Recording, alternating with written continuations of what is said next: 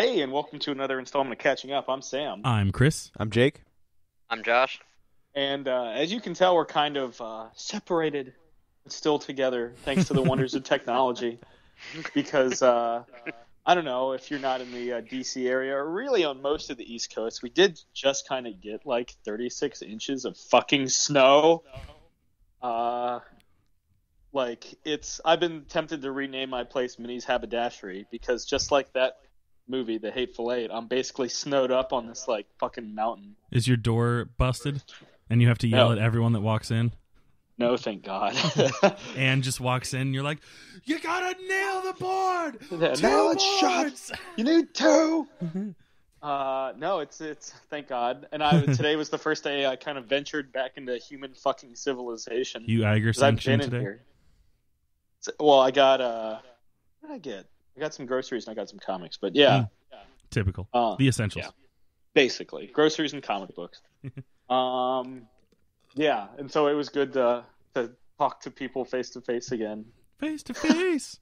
But how have you guys been faring this storm? Not bad from my front.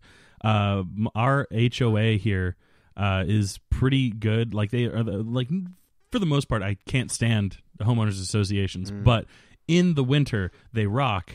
At least mine in particular, because they have a really good agreement with a plow company, and they just rolled through while it was still snowing the other day, and clearing up roads all like 2 days of the snow. So my neighborhood was actually clear before like the main roads outside in the Fairfax area, except for Jake's Street because he's on a cul-de-sac. Yeah. So they didn't clear him. Well, they amazingly during the storm they had a plow come through once or twice, but what it was doing was pushing all the snow and covering all the driveways, and so we went out 3 or 4 times the first day because we didn't want the snow to keep getting higher and higher. We wanted to have some kind of like control over it. And so they had this like giant mounds in front of all the driveway, so we were able to get rid of that and kind of have some room. And then, kind of like in the blizzard of '96, all the dads in the cul-de-sac, we had to dig ourselves out because they wouldn't come down. So today we spent a good long little while like digging ourselves out again 20 years later, and getting out like the spades and stuff and like cracking all the ice and getting out of there and have trucks. We had one of the neighbors had a truck and kept driving back and forth trying to get the snow kind of matted down so it's something we could drive on. It's still a little tricky, but we can kind of start moving out of our cul-de-sac now because we're just hoping the plow doesn't come by now because then it would just destroy all the work we did. Yeah, but we did end up spending like 3 days in the house, and that was a little rough. But on the third day, Jake came over and we went out for Chinese food. We were gonna originally we were gonna Eiger sanction it proper, but we decided to just hop in the car because we were like we don't need to prove anything. But isn't hopping it into the car and getting it yourself, isn't that the definition of Eiger sanction? It is, but Is it? yeah. Okay, I thought it was hoofing it. Oh no, that would have. Well, I mean, we could have. We were like that. We were like, you know what? Let's just do that. That'd be fucking metal. Like, okay. That'd Have I had the wrong definition of Eiger sanction I think this so. whole time? But The big thing with Eiger sanction is you can't put someone in a situation you wouldn't want to be in yourself. Mhm. So Oh, okay. basically, if you do, you wouldn't subject a delivery man to drive on the roads you wouldn't drive on. So Oh, if you okay. carry out, Yeah. you're completing Eiger sanction rules. Mhm. Just like, for anyone who doesn't catch the reference, which is, I presume, everybody, Mhm. Clint Including Eastwood. me. Yeah, Clint Eastwood, when he was directing and starring in the film The Eiger Sanction in the 70s, he refused to let any stuntman do stunts for him when he was doing all these like risky mountain climbing sequences, because he's like, look, I'm not going to ask a stuntman to risk their life for something I can physically do myself. yeah, Hmm. and Well, then we did do an Eiger sanction. we did. It was funny because at one point Chris, we were trying to coordinate, and I walked over here both times, just because it's easier. It might take a couple extra minutes, but it's just easier still. Inside of getting in a car, and I have nowhere to park at Chris's. But yeah, there was one point where like we don't have to Eiger Sanction because at the end of the day, the only motherfuckers who know about this are the four of us. It's not like it's a worldwide thing where they're like, did you guys Eiger Sanction? Yeah, it snowed again. Did you guys Eiger Sanction? But Chris said the roads were pretty clean around his place on the main road. So yeah, and China Express being the awesome China Express that they are, they were fucking open and ready for business, man. We ended up eating inside. Yeah. Because it was nice. And there was like no bastards. one there. Yeah. My mom got really mad at me because I didn't go to Giant afterwards. She's like, you should have got me noodles. Yeah, Josh, let's hear about your experiences with this snow.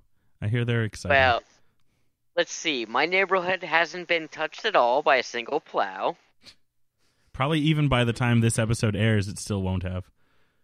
Probably, knowing yeah. Loudoun County, I can go on about how poorly Loudoun County has been handling this entire situation, at least compared to the neighboring counties.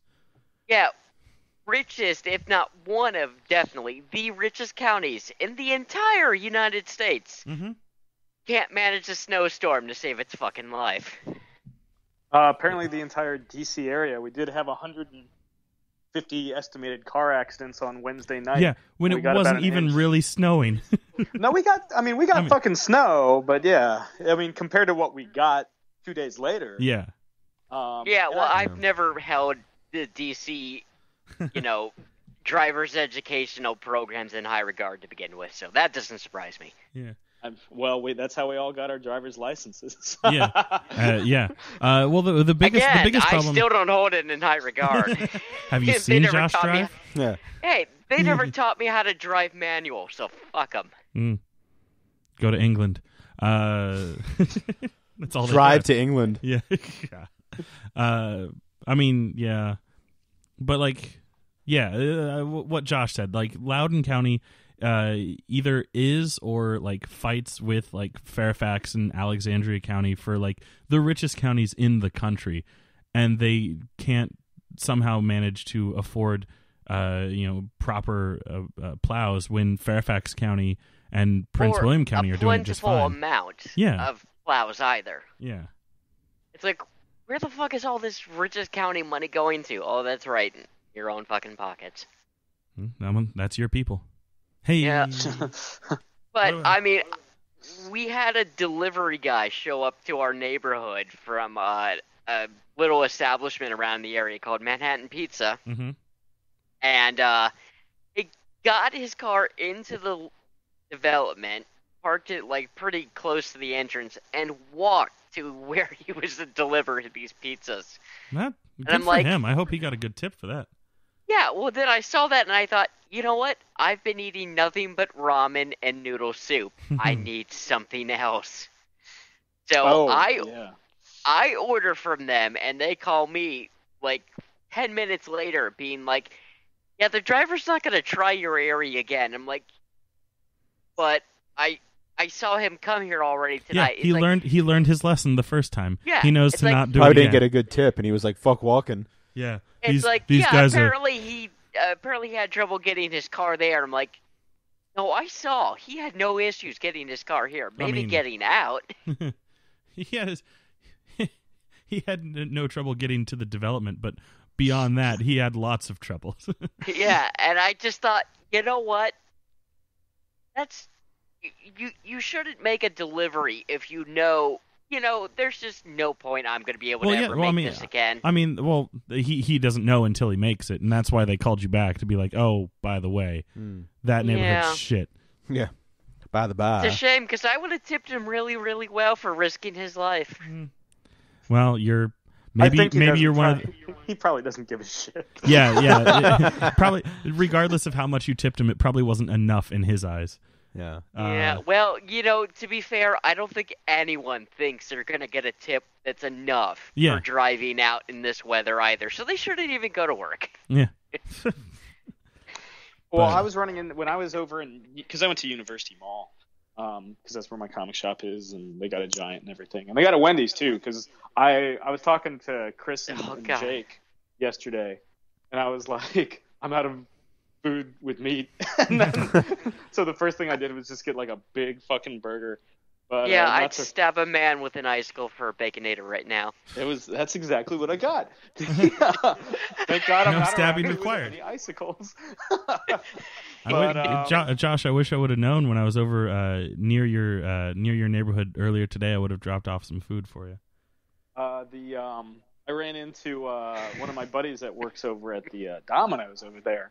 And he was like, "Yeah, man, Domino's never closes." And I was like, "Yeah, but when I looked online over the weekend, it said you guys weren't delivering." He's like, "Yeah, but we stayed open." Yeah, haven't you seen their new ad campaign? They're trying to be the carryout kings. Yeah. Well, they do have that. I mean, not to we're not getting money from Domino's, unfortunately, or even free things from Domino's, or even discounted things from Domino's. Yeah, but they do have Domino's. They do have that pretty awesome carry out Monday through Thursday deal. Yeah. Sure. Hope you're listening, Domino's. Yeah. Yeah. But no, I mean I've been able to catch up on my Netflix. I've been playing Fallout 3 for the third time. I'm doing this one as a neutral karma playthrough, which is kind of tough. But never forget Point Lookout. I haven't gotten to I just beat Mothership Zeta last night because that's a fairly short DLC. Yeah. But not a whole lot of meat to that one. No, that's why I was able to breeze through. But you and Chris saw this back at New York Comic Con, but you saw the X-Files premiere over the weekend. Yeah. Oh yeah. Yeah, and Josh finally got to see the actual premiere. Yeah, I guess they're both the actual premiere, but you got to see it on air. Well, I had to pay for it because goddamn that football fucking up my recording of it. Go Broncos, or whatever team it was that ruined that. I know the Broncos were playing that day. Yeah, it was the Cardinals. Yeah, the Panthers won. They shellacked them. God bless people who love football and God bless their hearts. But thank you. But fuck 'em. I really wish to God that sport knew how to end on time. Yeah, well, there is no sport that ends on. I mean, even baseball with theoretically 9 innings, those innings can take for fucking ever if they want. Yeah, and they don't even necessarily stop at 9. Ask the Nationals. Yeah. I mean, baseball. Who knows? Fair, I've never recalled anything I've recorded getting fucked over by, surprisingly, baseball or hockey. It's always been a football game. Hockey, I feel like hockey and basketball are the two sports that keep relatively within their scheduled allotment. Yeah, that sounds probably about right. hockey, because the thing with basketball is the last 30 seconds they're just fouling each other over and over again. So the last 30 seconds of a basketball game are the worst 30 seconds you can spend watching anything. Yeah. But it's always football that's ruined recordings. And thankfully, unthankfully, it ruined my X-Files recording. So I actually did the honorable thing, and I paid just so I could own the pilot. Oof. They didn't have an encore performance? Or on demand? I was really that impatient. That's true. On demand usually waits for the next hours, day. Yeah. Was it worth it, Josh? Was it worth paying $1.99 or however much it was to... it was $1.99, and honestly, I don't know. Oh, it is a weird kind of episode, like most pilots, because this is kind of a repilot, because it's been 10 plus years. It's it's a reboot that destroys everything you held dear about the original. I don't think that at all. Well, I don't think it destroyed anything.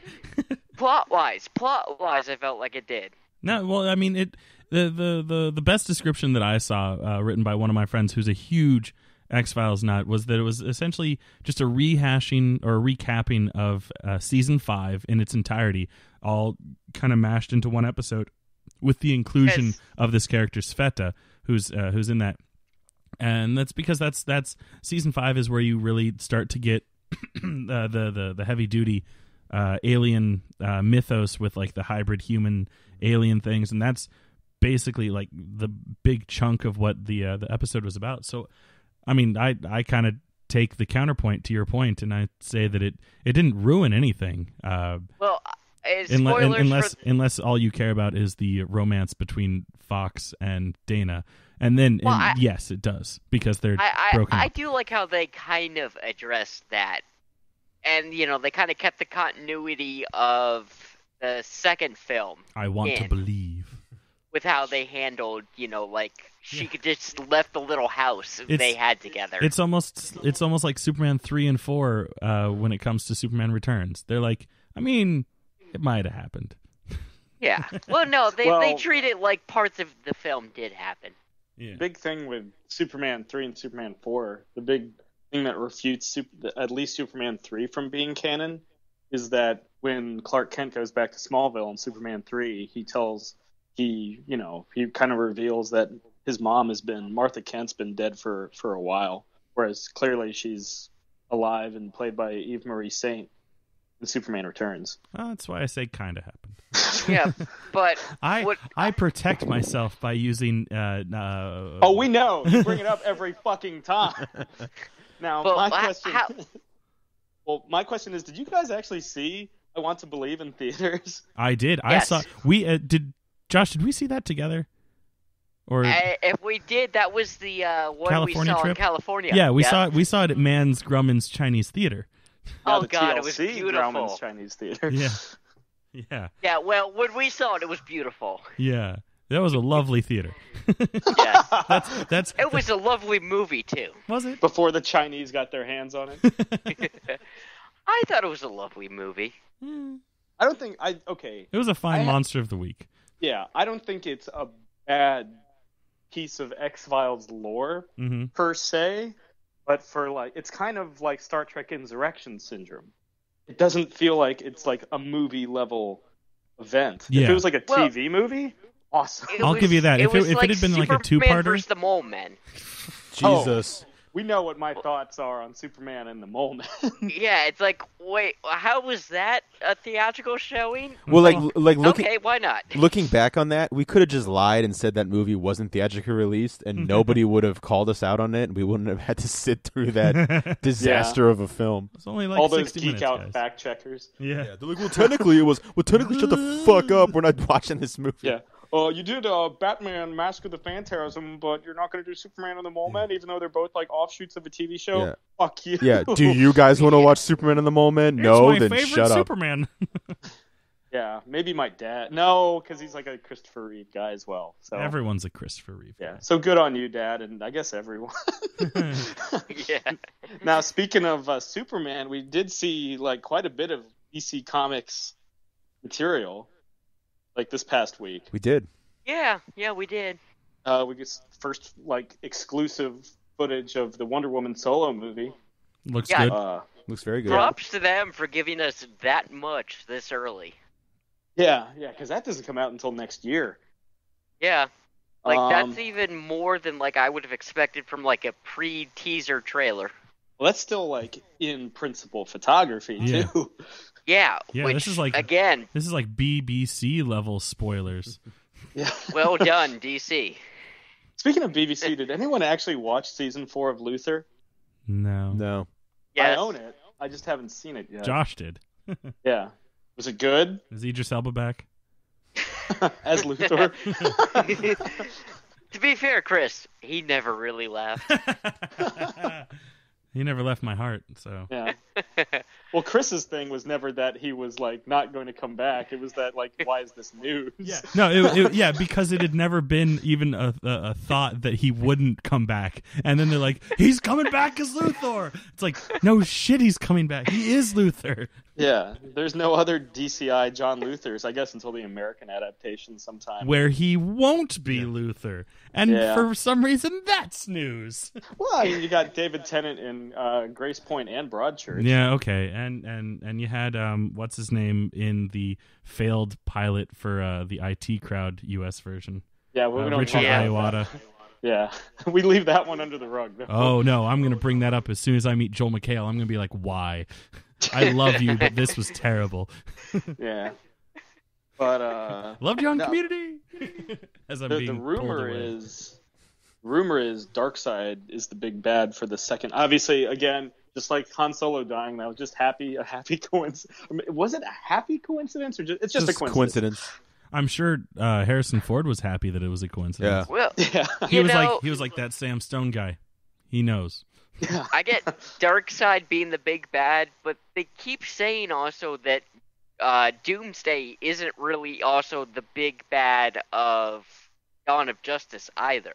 Well, that's more what I was saying. Like the second half, Yeah, Batman v Superman is Darkseid. There's that image that got released today from the Empire magazine that came out, where Batman. I think it's gonna be that more nightmare possible scenario thing his, where his fever dream world has the Darkseid logo imprinted in the sand, and it has the daemons or whatever the hell they're called. Yeah, the flying things. Parademons. Yeah, that's what it was. Like Paratroopas. Sure. that reference was for Zach. There you go. Good. I hope you like that, Zach. Yeah. Tweet at us and let us know. But really I love it when you tweet at us, Zach. Waits patiently.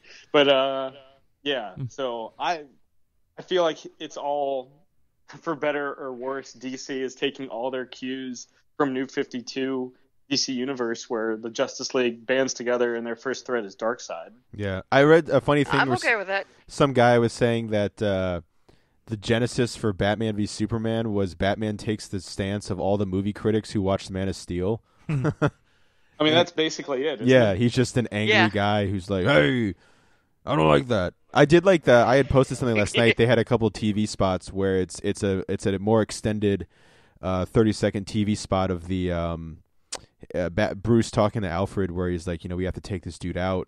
Like, he killed thousands. Next, it'll be millions.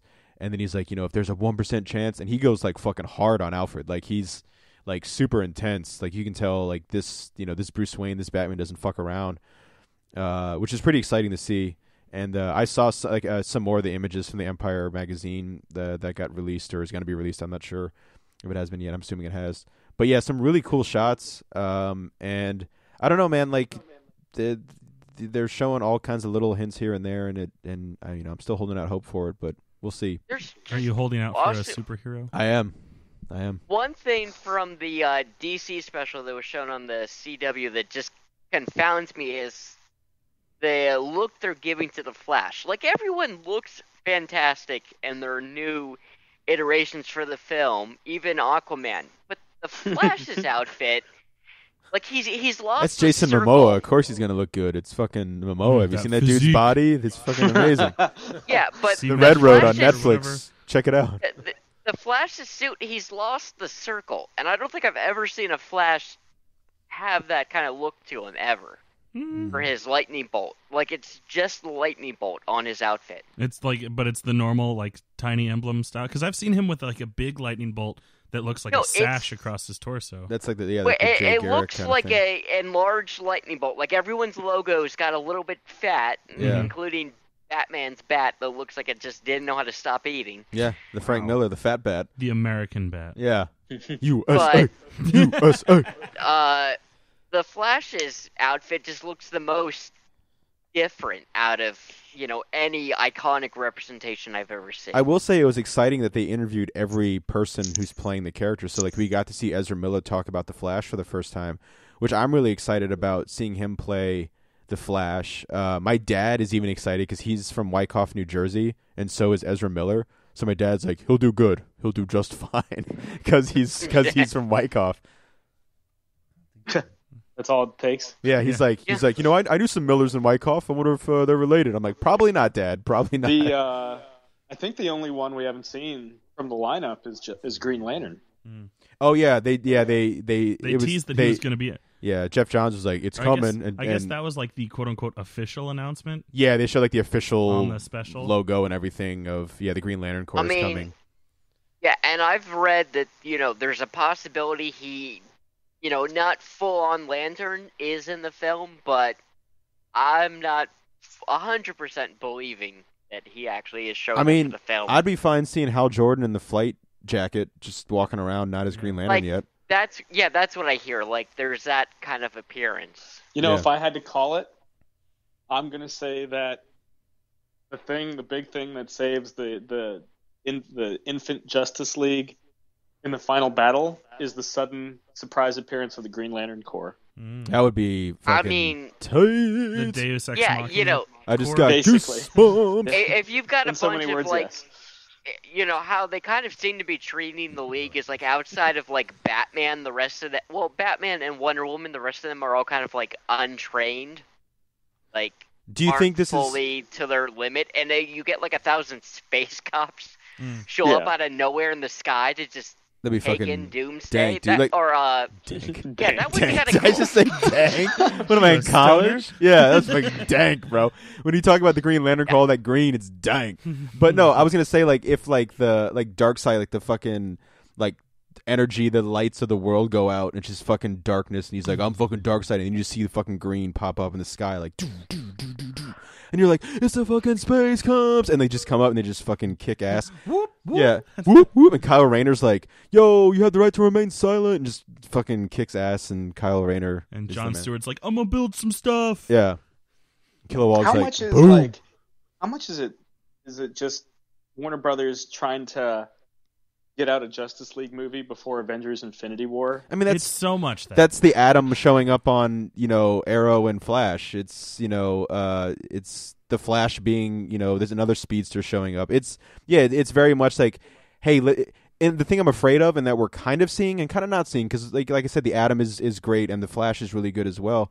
And I haven't watched Legends of Tomorrow yet. I have it recorded, but I know I was that about to premiered. say, has that started? That premiered, yeah, It but I did. haven't. Josh? I haven't watched it yet. I watched the first half of the 2-part pilot. How was it? It was good. Cool. It's good. But yeah, but what I was kind of going for was like, It's a show. I think I'm afraid that DC thing, and hopefully what doesn't happen with Batman v Superman is their idea of winning is getting there first, and that doesn't really mean anything. You know what I mean? DC's not going to get anywhere first. I mean, they're doing great Well, on no, television. But I mean, like, hey, but we got they're our not gonna Justice get anywhere League. first on with the films. I mean, We I got think, our Justice League, and then yeah. everyone looks at the 2 Avengers movies that have happened, and they're like, but we got a Justice League. Yeah, yeah. Look at our I mean, Justice League.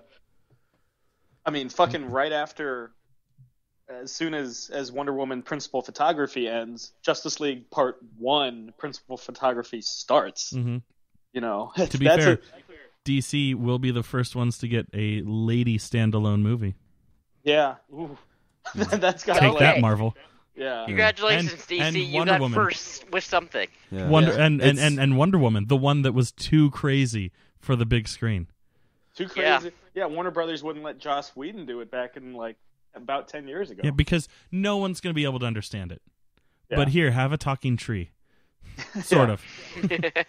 Yeah, I mean, first and is a raccoon. getting there first is fine, but it's got to be something of substance. And I don't know. I mean, like I said, it's a minute of Wonder Woman that we saw, but it looks good. I think Gal Gadot, will do a good job. She liked my tweet, so we're basically And best friends. Hi But to like, Steve Trevor. Yeah, I think it'll be fine. yeah.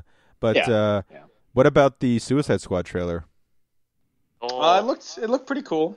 Yeah.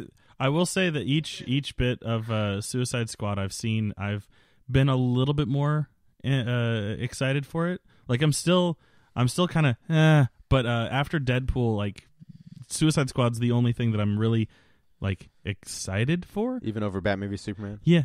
Okay. Oh yeah. I'm- I agree with Chris all the way there. Really? Yeah, I'm 'cause- applauding Suicide Squad because based on all the trailers I've seen, I have no idea what the plot is, and that Right? takes a lot of effort. And I appreciate that. Unlike Josh, I like going into a movie knowing as little as possible, whereas Josh likes to know everything that happens. So like I'm excited that like all I know about Suicide Squad is that it's a squad. Suicide Squad. Yeah, it's a Suicide Squad, which is like that's all I want to know. Like I will say I was surprised. Like Jay Courtney was somewhat interesting in the trailer, where like usually he like just sucks life out of a room, But like I don't know if it's the beard, kind of the James Hetfield Lemmy thing he's got going on, or kind of like him just punching random people in the face. But I was like, you know what? Not terrible. Like again, it's just a trailer. Maybe it's the Queen in the background, but Queen always helps. I dug the trailer. I thought it was a lot of fun. I think the editors did an amazing job syncing the action to Queen. If anything, but the one thing lacking, I think you were saying this, Jake, was that it didn't crescendo properly. Yeah, when it gets heavy and it hits that moment, like they had the cool moment where the I don't know if it's a Chinook or whatever, like has like the flare shooting out of it. And I was like, cool, but like they should have jacked the volume up. Like it should have been massive when it gets heavy. Like Guardians did. Yeah, it should have like you play the whole, kind of quiet tragedy of Bohemian Rhapsody, but when it gets to that riff, that iconic riff, it should have just blown wide open. But it was almost like, do I hear that? Okay, yeah, okay, they are playing but it was timed well. It was timed really well. I like that. It was it was interesting. Oh, and also, Jake, we got some actual on-screen footage of Scott Eastwood. Yeah. Oh. Yes, sir. Is he going to be Dick Grayson? Is he going to be Deathstroke? Got some off-screen action of Jake jerking people are it, too. saying he's either Agent Grayson or he's Slade Wilson. He's Deadpool? Yeah. I said Slade. From looks alone, and we all know from looks alone, but Scott Eastwood, I mean, come on. But for your eyes only. Yeah. Only for me. Yeah, but I mean, he looks like Agent Grayson. It'd be cool if he was Slade Wilson, because Slade Wilson's a fucking badass, and like Slade Wilson in the comics is a young guy again. Spoilers. I but think he looks more like Slade. He doesn't have a Grayson look to him. And he does have that mask that's part black, part orange. Yeah. Carries 2 samurai swords. Yeah. Yeah, missing an eye. Yeah. I mean, I'm leaning more towards, obviously, his role is being kept secret for a fucking reason. Yeah. And I'm fine with that. I'm fine with that. I don't want to know it. I would like to go in and be like, oh, cool, he's fucking Han Solo's son. That's fucking badass. Yeah. But I'm still holding, like, I'm still more, like, I mean, granted, it's sooner, so that probably helps, like, Batman v Superman, but honestly, the thing that I'm most excited to see in Batman v Superman is Wonder Woman. And I think a lot of that footage helped, but, like, also that trailer that we were kind of, having fun bashing on, but her arrival, I think, is going to be really cool. Like, I'm really excited to see how they're going to bring her into the universe. Is she with you? Oh, it's almost like a bad fucking commercial, right? Which I guess it is. The second trailer? Yeah, Was it one of you that said that it looked like a Funny or Die parody or a College Humor parody? I forget who it was, but someone said that, and I was like, yes, that's exactly what it looks like. The classic internet thing is when DC announced, a year or so ago, like, no jokes. And then they had that, like, which isn't even a joke, really, but, like, humor where, like Chris is saying, like, is she with you? And Batman goes, oh, shit, before he gets the, like, and then people are like, Batman doesn't say, oh, shit, why are Batman and Superman joking? And it's like, yo, take a chill pill. They'll be fine. First off, they don't fucking exist. Second off, that's the biggest thing. That's the biggest thing. It's fiction. The only thing. Second off, they do joke. Yeah, the only thing keeping constantly. me from just fading into, like, nothingness and becoming one with a comic book is that realization that I know they're not real. Like, I love comic book characters, but I am very still in that core in my mind. I know that they're not real. Like, you gotta imagine, there's gotta be some point where if Bruce Wayne didn't have a sense of humor, he would have snapped a long time ago and shot every criminal he went up against. Yeah. Well, I don't think it's his sense of humor that's keeping him from snapping. But I think it helps, though. Yeah. I think having a sense of humor does help, though. Sense of humor can help in all walks of life. I think a big fact is that he's got the sidekicks that kind of keep him in the light as well. Dark Victory. Ask Grant Morrison about that. Yeah. I'm all about Psycho All-Star Batman and Robin, where he's just like, I'm the goddamn Batman. I like to laugh and let him know I'm coming as he's breaking their bones. Don't call an ambulance. Let him writhe in pain. But no, I mean, I'm excited, that they're really setting up. I wasn't super stoked on the whole Bat is Dead TV spot where he's like, next time they shine the light, don't go. The Bat is dead. And then Superman flies away and Batman's like, oh yeah, do you bleed? And I'm just like, all right, chill out. Yeah, it's kind of weird. You got Clark that's like, I want to write about and take on this vigilante. And then it's like, wait a second. I'm a superpowered alien. I could just defeat this little piece of shit instead. No one cares about Clark Kent versus the Batman. Yeah. Challenge accepted. Everyone cares about the Superman versus the Bat. Yeah. The last son of Krypton versus the Bat of Gotham. Yeah. Yeah. There's a title fight I want to see. U.S. Can I champion. Ding. Can I get everybody against Lex Luthor in that movie? And they just like, it's not like a fight where it's not a fair fight. It's just them like just kicking him into the ground. Like the first person is Batman because it's human on human, but like he's still like super awesome. And he's like just like hitting every nerve in his body, and he's just like, oh, like his arms are going limp. He's like, oh, like melting to the floor. And then Superman comes in, and when a Wonder Woman comes in and like cuts all of his limbs off, he's like, I'm a stupid man. And then Superman just flicks his forehead, and he just flies away and just into nothingness. And we're like, bye, Max Landis. I mean, bye, Lex Luthor. And that's just, that's all. It's basically good. Like every Injustice Ultimate move on him at once. Yeah. I want Doomsday to turn against his master, punch him through the earth, get to China, throw him back in, and then punch him back to Metropolis. Yeah. It'd be awesome. That's probably my favorite Ultimate move. Oh, some of them fucking suck in that game. Yeah. Well, yeah, some of them are just like, hey, Hawkgirl has a mace. Yeah. It's like, that's her main weapon that she uses all the fucking time. They're like, she has wings and a mace, so she'll fly and hit him in the face. Cool. Next. That rhymed. Yeah. Well, Hawkgirl is a poet. Yeah. Yeah.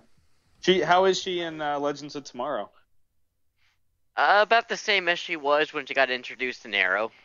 Well, I haven't watched that part in Arrow yet, so I don't know.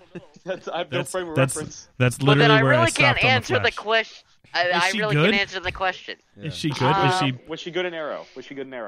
I swear to God, if you say she's just as good as she was in Legends of Tomorrow. In the Flash. Does she have wings and does she have a mace? Yes, Carter is better than her. Ooh. Well, Hawkman is one of the badass motherfuckers on the planet. Is she as good as she was in Justice League Unlimited? I don't remember her from that. Or Justice League Prime. Oh, I don't remember that. She's got the still big drawing a blank. Arc. Okay, she's got the big arc in season 2 where the Thanagarians try to invade Earth. Okay. I do like her on that. Yeah, she's pretty good. Yeah, Hawkman on that is a fucking waste. Yeah. JLU. If you're a Hawkman fan and you watch like Justice League or Justice League Unlimited, you get shit on so quick. Yeah. He's like, I'm a stalker and I'm choking myself. That's actually what happens in his episode. Just like should have been Al Pacino. Yeah. He was great on Smallville though. Until he put on that Batman voice. Yeah. Ugh. Yeah. For all you SG-1 fans out there.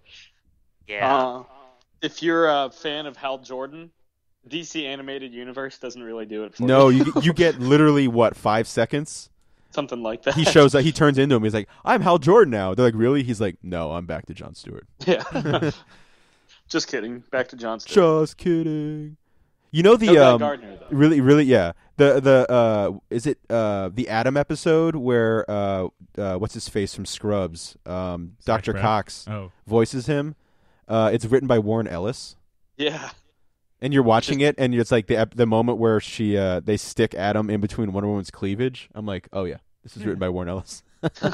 Totally written by Warren Ellis. It's a really good episode though. Oh, I mean, Justice League Unlimited is just below Batman the Animated Series for me. Yeah. For me, I'll be the guy who says I like it just a little bit more than the Batman the Animated Series. I just got punched in the face by Chris, but no, I punched you through my screen as well. No, here's the thing that pisses everyone off. My favorite Batman voice actor is what's his face from Justice League New Frontier. Oh, you can't even get it. It's Jeremy Sisto. God damn it. Jeremy Sisto. I always forget his name. He's from Suburgatory. Now I have a middle finger on my face. I'm just Kevin Conroy. you Damn through it. the screen. No, Kevin Conroy is the best. Fine. We all know that. Be original. Be 7-Up. It's fucking Justin Hartley or Justin Timberlake, whatever the fuck his name is. I can't remember his name.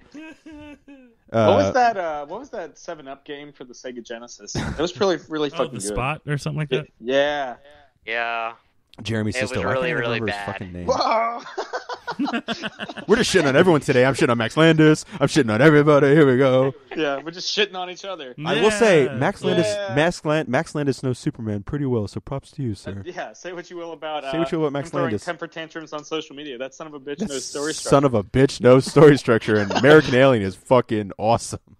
Yeah. Looks like fucking Kylo Ren. Yeah. Stop looking like my favorite villains, please. He's not my favorite. Is Kylo Ren still like as high on your dope meter? My dank meter. My dank meter. No, I mean it's weird because it's the first time I saw it, I was kind of like taken aback. I think we all were like, "Whoa, okay." And I've only seen it one other time. But in terms of like where I had him, not really. But that's not really like for lack of like Adam Driver or the performance. I think it's really interesting. It's really going to be really cool to see where he goes. But like for me, in a million years, I never would have thought. No offense, Peter Mayhew, that Chewbacca was going to be my favorite character coming out of that movie. Yeah. He was just the fucking man. Chewbacca is just the coolest. Also, I read the Skippy the Jedi Droid 8-page. What? You don't know about the Jedi Droid? Do you not know about Skippy the Jedi Droid? No. Let me tell you about Skippy the Jedi Droid. He's the red the R4 unit that has the bad motivator that like explodes at the beginning of New Hope. Mm-hmm. It's a what if kind of story, like an Infinity story.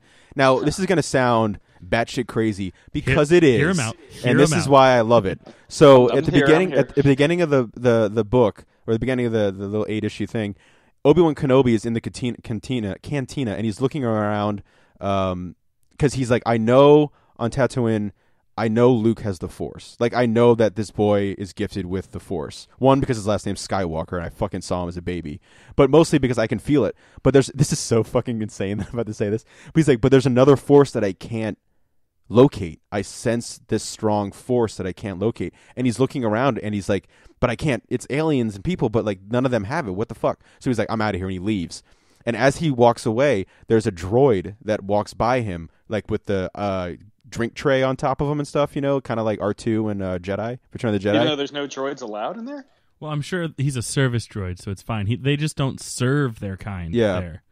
And so Jabba the Hutt is there, and he has drinks, and he bumps into Boba Fett, and that's all we have of Boba Fett in there. He's almost, that's just all it is. But like they're like, hey, there's Boba Fett, and he bumps into him, and he's like, oh shit, and the glass falls off of his thing, and as it's falling, he's like, it's like in slow-mo, and he's like, if this hits the ground, I'm dead. Jabba's going to kill me. I'm a droid, and I have feelings, and he's going to kill me. And he is, like, concentrating on it with his fucking metal, robot body. And he rights the cup, and it lands on the ground perfectly and doesn't spill. And he's like, I have the Force! And he picks up the glass, and no one else sees it, because they're all like, who gives a shit about this droid? Like, this droid having a fucking crisis. And so he gives it to Jabba, and Jabba's like, fuck you, and drinks it. And he is like, I'm going to get out of here. And he practices at night with a pebble. He can move a pebble. This fucking droid can move a pebble with his mind, right? And so he goes up to the pig guardmen from Return of the Jedi, and he says, I'm not the droid you're looking for. Ugh. And they let him pass. And he's like, it's a world of destiny. Like, droids are all about destiny and everything. And so... Are they? Well, not droids, but Star Wars characters are about destiny. You didn't hear my face turn upward like, Yeah, let me fix that. Star Wars characters, the world of Star Wars is about destinies being fulfilled. And so this droid is like, I have this destiny. I have the Force. I've been having these visions of this woman and this man in black and this battle, this war, this thing. And I have this. I'm gonna be this great thing. I'm gonna do great things in the fucking world or whatever. And so he's like in the desert of Tatooine, and he's like, I'm almost dead now because I just like my power cells are almost gone. And the fucking Jawa sandcrawler pulls up, and he's like, I'm gonna go on. And he's like, if I want to get out, I can because I'm a fucking Jedi. So he goes on the thing, and he runs into R2-D2 and C-3PO. And while they're on there, they're kind of like talking or whatever. And he's just like, C-3PO won't shut up. But this blue droid's interesting. Like, I feel like I've seen this guy, like these plans, this Darth Vader figure, blah, blah, blah. And then it all leads up to him being like let out, kind of like we see in A New Hope, where Uncle Owen and Luke Skywalker show up. And when he sees Luke, he has this vision of this is it. This is my destiny. I'm going to go with this guy, and we're going to be fucking Riggs and Murtaugh, and we're going to be the greatest thing that's ever happened. We're going to save the galaxy. This is my destiny as this Jedi droid with the Force. And so he kind of dickishly does a Force thing on Uncle Owen, and he's like, hey, pick me. And he's like, all right, let's get this droid and this droid. So him and C-3PO are going. And as he's going, he has this final vision of if I go with Luke Skywalker, C-3PO is not going to be able to read my dialogue or some bullshit gibberish thing. Well, he won't have the recording from Princess Leia. That's the big thing. He turns back and he sees this droid and he goes, "Oh my God! If I go with Luke Skywalker, this droid's going to be found by the stormtroopers. He's going to get taken back to Darth Vader. Leia's going to be killed." And he has this super sad fucking vision of the future of Luke dying as an old man, looking into the sky, realizing what could have been. Obi-Wan Kenobi dies of a heart attack when the Empire takes over because he realizes he's failed, and he has all these tragic things that come rushing to him. So his last final thing is he brings all the Force inside of his body and he blows his fucking head off. So the Force is powerful enough to like commit suicide. Yeah, he commits suicide, and he says that you can kill other people with the Force. Why can't you kill yourself? He does it without hesitation, and his last final thing is he gives C-3PO the words to say, "How about that droid?" Which is weird because of course he'd say, "How about that droid?" It's his friend. But that's his final thing. He pushes C-3PO's mind in that way, and he kills himself because he realizes that's my destiny. My destiny is if I didn't do this, the fucking galaxy would end. And so he's in like a coma, and they put him in the fucking sand trooper thing. There's also a YouTube video where some guy did it with toys. I don't know how much of it he exaggerates from the book, but it's interesting. But anyway, they put the droid in the thing, and the stormtroopers fucking blow him up when they take over the Sandcrawler. And his final thoughts are like, he's kind of like the ghost of Tom Joad. He's like, "I'm the droid. Wherever there's a fucking droid being misrepresented or beaten up or stepped on or blah, blah, blah, or injustice in the world, always remember of Skippy the Jedi droid." So that was like an actual thing. I think it was Peter David who wrote it too, if I'm not mistaken. Huh. But that is the story of Skippy the Jedi droid. So when you watch you're all about Skippy now. Well, for like 2 seconds. When you watch A New Hope now, just think of that when you're watching it. That he willingly blew his own head off to save the galaxy. It's like when Joseph Gordon-Levitt shoots himself in Looper. Exactly. Yeah, exactly. Looper is a very weird retelling of the story of Skippy the Jedi droid. The guy that's directing Looper, Ryan Johnson's directing Episode 8, like right now. It's all come together. So everyone's all freaking out that it got postponed. I'm fine. But my thing is, no, their thing is they realize they're going to make shit dickloads more money in December. Yeah, well, and I'm fine with take more time.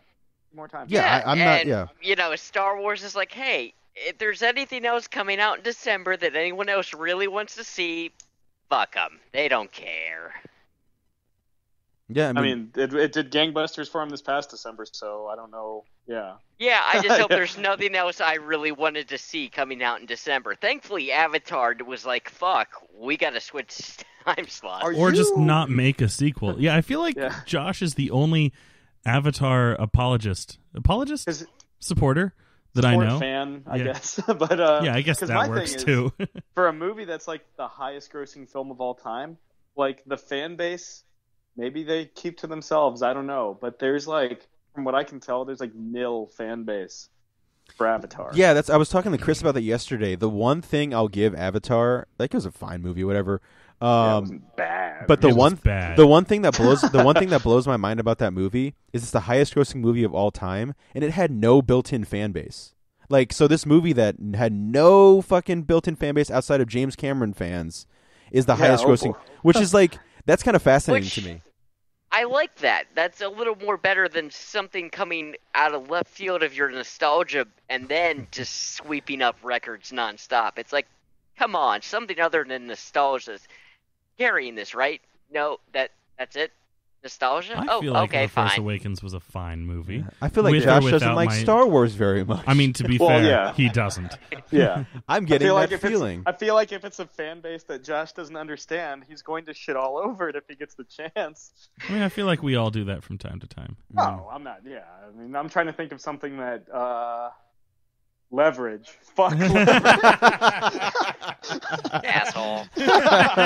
Now you know how we feel, Josh. Just out of nowhere, you pulled that out of your ass. I was just like, which one? Because I can't speak to the Librarians. I've never seen an episode of the Librarians. It could be the best fucking show on earth. It could be Foxcatcher.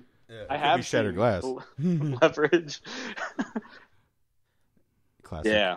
Could be horseflesh. Horseflesh? From Foxcatcher. Ah. I got it, Josh. It could be. Thank you, Chris. I could, I still, like I said, that movie could be the best movie of all fucking time. I haven't watched it yet. And refuse to ever watch it. It's not, don't worry about it. I never said no outright. I was just like, I just don't really want to see it. If somebody like, Jake, do you own it or did you? No, just I just rent rented it. I just rented it. Okay. If somebody bought Foxcatcher, like if somebody got it for me for my birthday or like something for some godforsaken reason, I would, now I'm unintentionally seeding my own demise. Yeah, I would, you're hundreds of copies of Foxcatcher. All of our fans are going to buy you a single copy. And Zach. I'll watch it out of like common courtesy, and who knows? Maybe I'll walk away and I'll be like, "Man, Mark Ruffalo really delivered a dynamite." No, the funny Tatum, yo. the funny thing is, Tatum. the funny thing I always come back to is having seen that and Shattered Glass and knowing you, Sam, you would just shit all over Foxcatcher. There is a glimmer of hope that you might like Shattered Glass, but like Foxcatcher, no, you would just. Like I said, I watched the movie with your eyes, and no, you would just. It'd be funny to watch you watch that movie. Actually, there is more live commentary. I think there's more against me and Shattered Glass than there is against more because you've got Hayden Christensen and you've got Peter Sarsgaard. That's true. Neither of those. That's a lose-lose for you. That's I feel Hank like Azaria, though. I feel like just going into it, you have a lesser opinion of it, for Shattered Glass.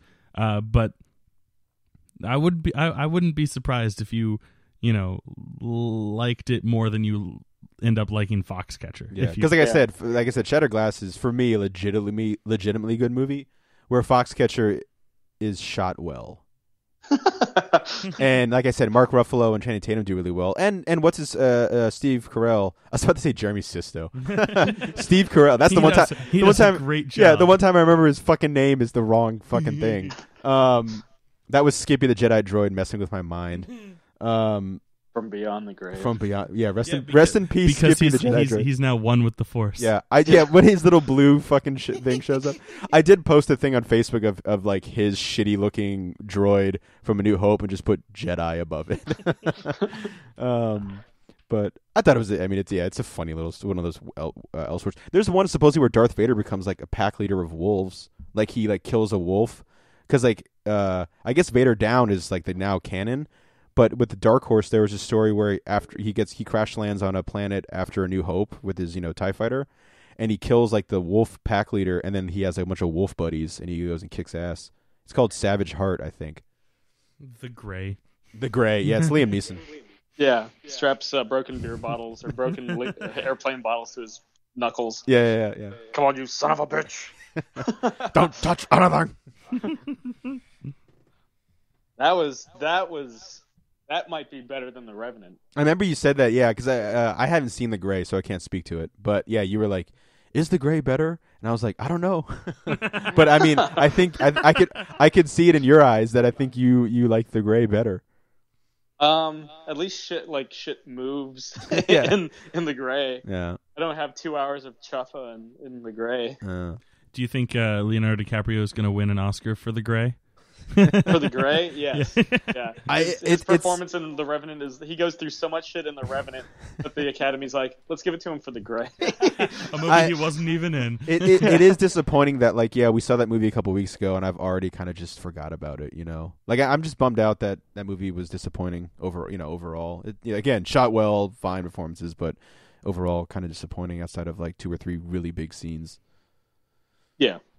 Again, empties its bag of tricks too early. Yeah, for real. Because then I remember I was talking to Sam afterwards. I don't want to spoil the movie, but there's a scene where you think the movie's wrapping up, and it's not wrapping up. And in my head, that's when I was like, I'm done with this movie. I just want to go home. I'm cold watching this movie. I feel like I have wounds all over my body. I just want to get the fuck out of here.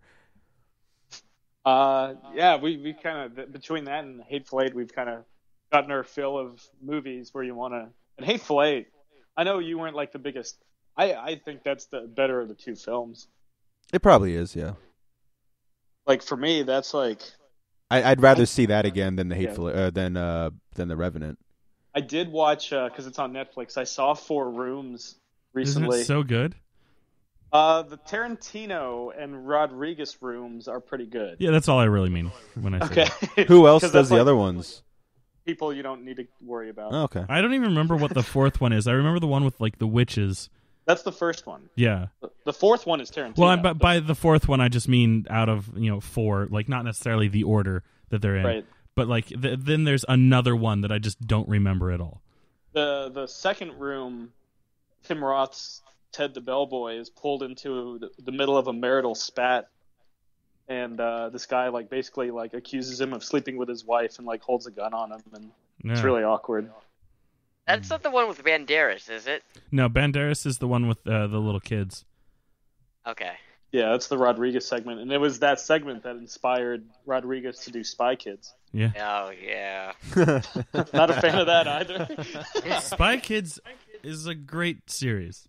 I'm indifferent. I mean, I own part 3.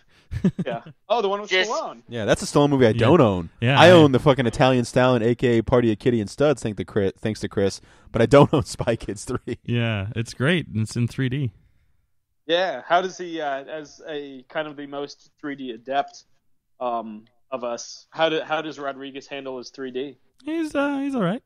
I do like one thing that I do like about it is that he has a good not intention, but like a good way of presenting it, because like the biggest problem with like 3D movies is that you're watching an entire movie with your 3D glasses on, and that hurts the head.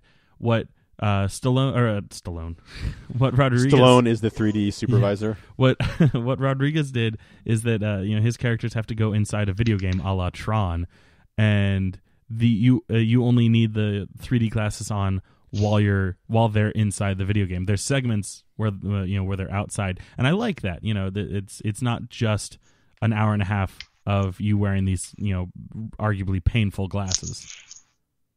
Yeah. Well, there you have it. Yeah, and there it is. Yeah. Yeah. But yeah, there it is. But yeah, for me, like the outside of the Tarantino and I mean, and I know Josh is a fan of Four Rooms. There was, when we were doing Tarantino Legends, it was kind of jokingly, but half jokingly, half seriously brought up that Josh's pick would be Four Rooms. I would have been totally fine with it. Over Jackie Brown. Yeah, oddly enough. It's an hour shorter, so. Yeah. It was originally supposed to be 5 rooms too. Richard Linklater was supposed to be one of the rooms. Oh, really? Yeah, but that would have been good. Oh, it would have been awesome. Yeah. Probably would have been better than his attempt at rewriting Prometheus.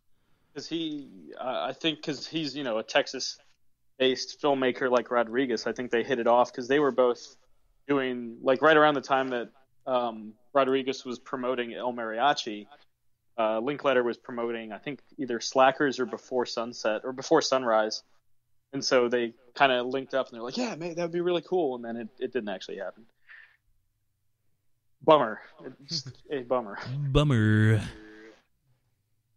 I think it would be interesting if I feel like Kevin Smith would have fit within that class too. Yeah.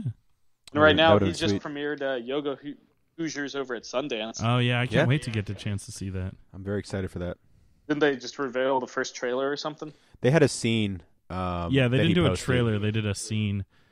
I didn't get a chance to watch it.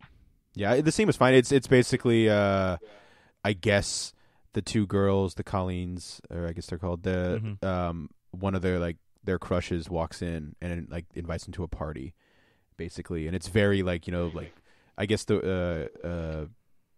it's weird because it's so unlike Kevin Smith. It's these two girls. But if you've seen Tusk, it has that vibe very much. Johnny Depp returns as his performance from Tusk, and I'm looking forward to it. I like this reinvigorated Kevin Smith. Yeah. Even though Tusk wasn't my favorite of his, I loved it because it was so inspired, and you could see that in the film. His love of the game was reawakened. Yeah, it's awesome, and the fact that he gets to work with his daughter, and that inspires him, and that might have birthed a career for her. And then maybe down the line she'll get to fulfill her wish to play Harley Quinn. She's already got the bat. That's right. That's awesome. Yeah, and she wears what, red and black and Yoga Hoosiers and Tusk. Yeah, pretty much. Yeah. So got the color scheme. That's right. Bam. Done, basically. Yeah, and can you just imagine, the credits will be Harley Quinn as Harley Quinn? Yeah. Harley Quinn Smith. That's true. Harley Quinn Smith, yeah. As Harley Quinn. Harlequin Quinzel. Yeah. But yeah, I mean, I guess this episode is a bit of an oasis between interviews because we'll be back with at least one for all our listeners back home next week. And then I'm working on a second one, man. I'm working on a second one.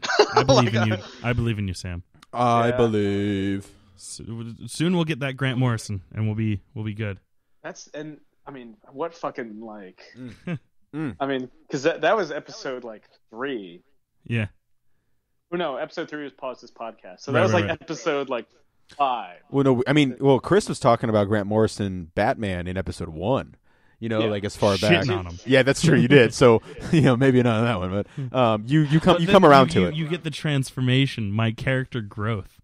Well, yeah, the cool thing is, from the birth of the podcast, you get to see Chris's transformation and rebirth with his love of Grant Morrison's Batman. Since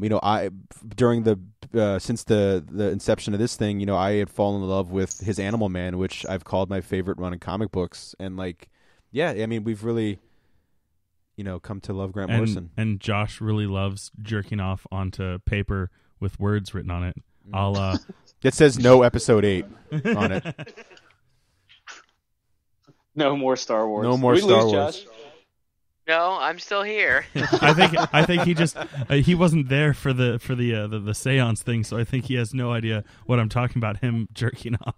Yeah. No, I wasn't there for that. What? No, I was there for that. Oh, you Yes, were there. Yes. Yeah. Yes. He was watching with bated breath. Because even before he was a main cast member on the podcast, he would do a seance to do astral projection to watch us record. Well, I mean, Chris, how else is Jake gonna summon Sam Peckinpah? That's true. That's true. Peckinpah days. Hey, did you get Bring Me the Head of Alfredo Garcia? No, what's really funny? At the last minute, a dude came in and bid $31 on it. Someone So was basically like, "Fuck yes." saving Jake. So, no offense, I haven't seen the movie yet, but I was like, you know what? I'm fine not spending $30 on this movie. Is it on? on Voodoo? No, it's nowhere. We should just digital. buy one of the $3 Laserdiscs. Yeah, and you I think can we're watch just gonna it do at my house. Laserdisc and watch it. It's meant to be gritty and shitty quality. So probably just. I feel like that goes with the vibe of the movie. My RoboCop Laserdisc is just as good as the Blu-ray for RoboCop. But this ain't no RoboCop. Yeah, that's true. I mean, this is Bring Me. I mean, like I said, it's not there's no criterion for this one. Yeah. And also, that's more so saying that poo-poo to the Blu-ray than anything else. Yeah, I remember you sent me that. You're like, dude, the quality on this Laserdisc for RoboCop's awesome. I'm like, that sucks for the Blu-ray. Yeah. What is that? What do you think? Because you finally saw the Wild Bunch. Yeah. No, I mean the Wild Bunch is. Fucking. It has the best. That's my favorite Peckinpah. It has the best. I watched it right after rewatching The Cross of Iron, and it's funny because I think the best directed by moment in a movie ever is in the Wild Bunch, where you get the opening with all the credits where it's the freeze frame, the Old West kind of front, and then you get William Holden going. The infamous or the immortal lines is if they move, kill them, and then he goes. Directed by Sam Peckinpah, and you're like, oh shit! And that shootout in the beginning, I mean, that's brutal. Yeah, the kids are watching it happen. Oh, and people are just getting lit up, and when they fire a shotgun, the force of the shotgun is so massive, and there are so many cuts. Like they were saying at the time that movie came out in 1969, the average movie would have 600 cuts, edits. This one had 3,200, and also the idea, Sam's told the story before of Peckinpah going, I don't like the way the gun sounds, pulling out a gun and shooting on set, the wall and saying, I want it to sound like that. Before the Wild Bunch came out, every Warner Brothers movie had the same gunshot effect. The Wild Bunch changed the way gunshots sounded in film because Sam Peckinpah pulled out a gun, a round gun, and fired into the wall and saying it sound like this. Yeah. But yeah, no, I mean... The Wild Bunch is fantastic. I'd seen bits of it. I had seen, for better or worse, in terms of spoilers, which not really, the climactic shootout at the end before, because that's so iconic. But it's kind of amazing to think that movie was made in 1969.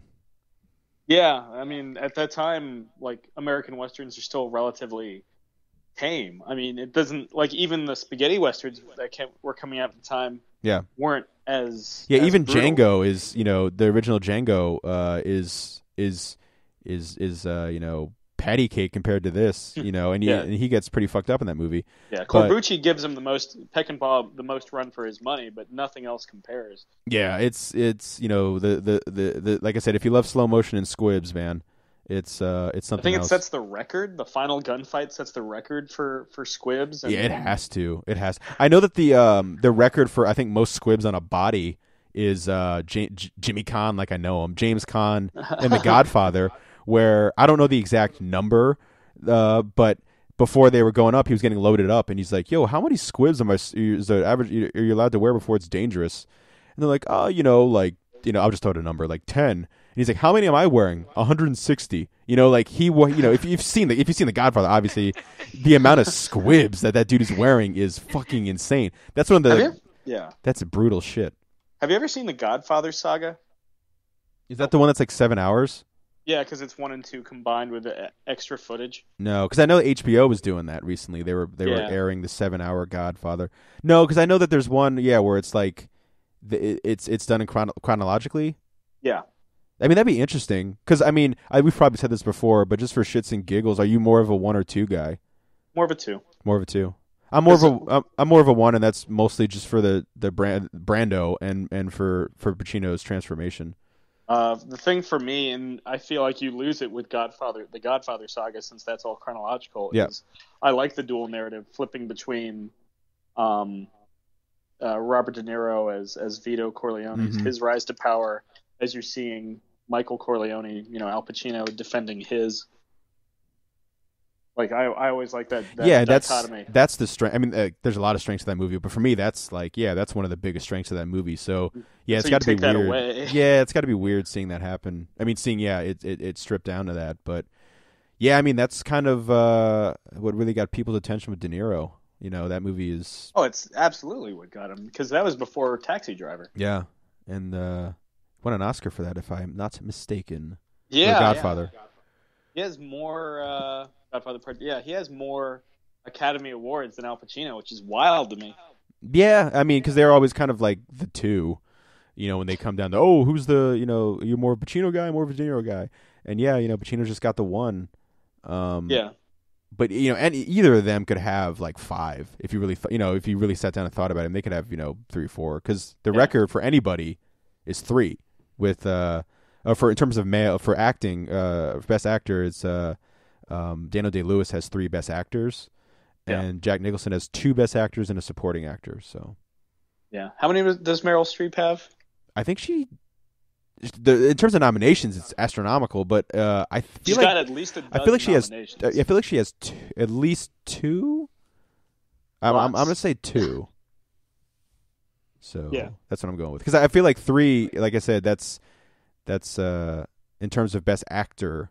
It's between Nicholson and what's his face, Jeremy Sisto. The greatest. The greatest. Yeah, the greatest. He shows up in 6 Feet Under. He's cool there. Yeah, that's right. I never did watch Suburgatory, so I can't speak to that. Yeah, it's fun. It's fun. Season 2. I don't. Yeah, I like Jane Levy. Season 2, I don't think ever came out on DVD.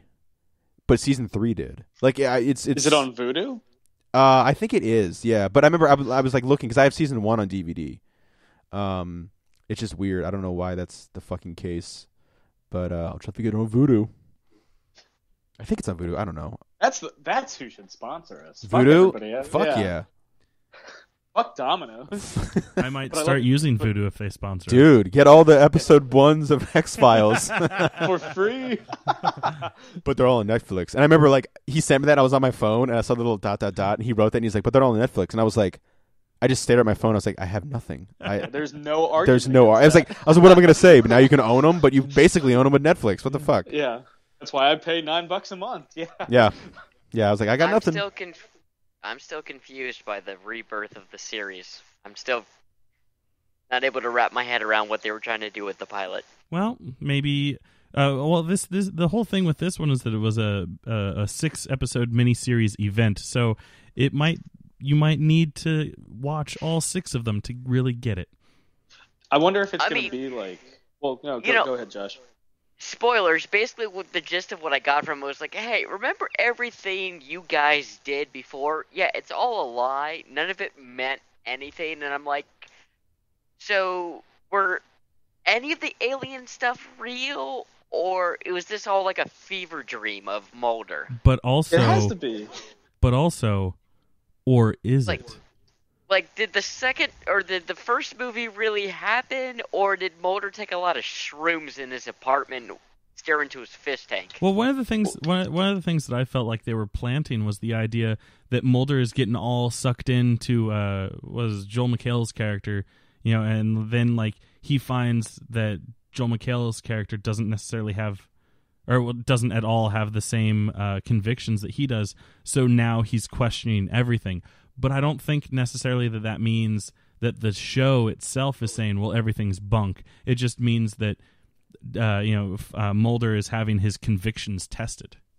Well, and the big thing I did a really bad job of trying to invoke that feeling. Maybe you did a bad job of watching it. Your eyes betrayed you. You were too busy focusing on how much you paid to see it. Yeah. Yeah. Too busy remembering the life of Skippy the Jedi droid. Yeah. Also, then again, it might have also been that I had just gotten off a binge of watching all, 201 episodes and 2 movies, right before. Yeah, you went hard on that. I literally had finished it a week before New York Comic Con, and then boom, I'm watching the new episode. So it was fresh. It was fresh to death. Wow. Yeah, I was in the zone. I'm only halfway through season 2. Good on luck. my rewatch. Yeah, I know. I've got another 6.5 seasons. Clearly, you didn't spend the snowstorm well enough. No. I finished Lucha Underground season 1. It's true, you did. That was amazing. No, you got at least 7.5 seasons more, Sam. I know. And I got to level 14 with my neutral Fallout 3 character. No one cares about Fallout. Nice. Nobody gives a toss. Do you name your character Sam, or do you do. name him somebody else? Do you name it something weird? He's Sam. Oh, okay. But what do you name the dog? Dog. Okay. Just dog. That's Mad Max style. Yeah. That's like respectable. Mad Max. Yeah, it's RoadWarrior style. Yeah, Yeah. that works. Dog. Yeah. Not to mention, most people just kind of refer to you as the lone wanderer in Fallout 3 anyway. So. With Skyrim, I'm one of those guys where I'm like, it's this great mystical, rich fantasy world that they've created, and they walk up, they're like, "Hi, Jake," and I'm like, that's just too weird for me. Jake doesn't sound fantastical. Jacobim. Yeah. At least there's Sam's in Game of Thrones and Lord of the Rings. Yeah. Jake is like, get out of here. Yeah. There's Joshua's, there's Christopher's, but is there Jake's? No, there's no Jakes. Not really. No. Not in the mystical world of. Could go with Jonathan. Yeah. I was Oliver Queen. Funny enough, I say the Jakes, but I named myself Oliver Queen and became a Green Arrow Wood Elf. And then this is the stupidest name. Get ready to laugh. Inhale breath so you can laugh it out. The first character I named was Dances with Wolves. Damn. And I put him in all wolf gear, and I just went out fucking hard and just fucking killed everybody. I think with that's how we can go out with this episode. Before I say anything else stupid. They call him Dances with Wolves. Yeah. Wait, so they're like, hey, Dances with Wolves, would you like to join our group? And I'm like, am I Dances with Wolves? A la Kevin Costner. Yeah. So. Well, like Chris was hinting at, I think that's as good a note as any. Anybody got anything to add before we sign off? Nope. Fuck snow. Yeah. I think we're good for the next 2 years on snow. No, we're good for the next 10. Well, I mean, it's pretty fucking wild. I was just driving through, and it was I had no idea I moved to fucking Alaska. But I guess that happened. I mean, I swear, if there's at any point within the next year someone's ever like, yeah, I really love snow, fist into face, just repeatedly. I love snow. Yeah. We are supposed to get, there are rumors that we're supposed to get some this Quiet. weekend. No, fuck no. You don't bring that evil into this house, Sam. Yeah. I'll bring it into everybody's house in the Northern Virginia area. Guess we're not uploading this episode. That bad juju. I'm not a weatherman, though. I have no fucking idea. That's just what I hear. Yeah, but without much further ado, hopefully all you guys that are on the East Coast period are staying warm. This has been another installment of Catching Up. I'm Sam. I'm Chris. I'm Jake. I'm Josh. Stay warm, fellas. Thank you very much. Good night, Eric Bana. Rest in peace, Skippy the Jedi Droid. Damn, that beat was dope.